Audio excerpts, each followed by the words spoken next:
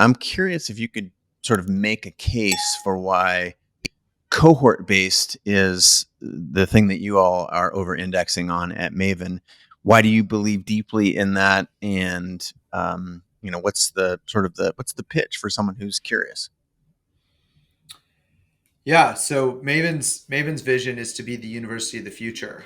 And our idea is that if we can bring the world's experts, like people like you, obviously experts in product management, design, engineering, and ideally even things like parenting eventually, right?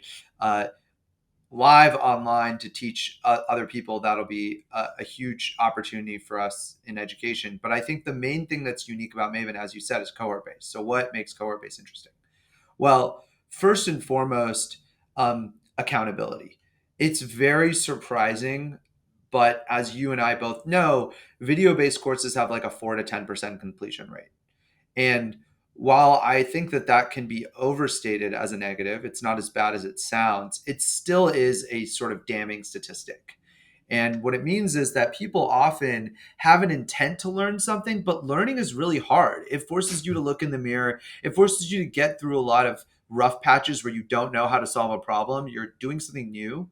And the accountability of a cohort dramatically improves that experience. And so if you think about the human element of learning, just the reality of like, you aren't just going through a textbook like a robot would. You're going through a textbook like a human would, which means that you get stuck, you stop, you have questions, you need to see other people do it to believe you can do it. A cohort provides that. And Ah, so accountability is probably the number one benefit. The second benefit is that it allows you to get your questions answered and unstuck. And it allows you to be more doing focused. Cohorts by nature force you to produce materials because you have to share them with other people in the cohort. It forces you to speak up because you might get split off into a breakout room where you have to speak with other people. And so there's an interactive component in a cohort based course that doesn't exist in a video based course. mm. And those are really the reasons why I think it's just a much more effective learner experience.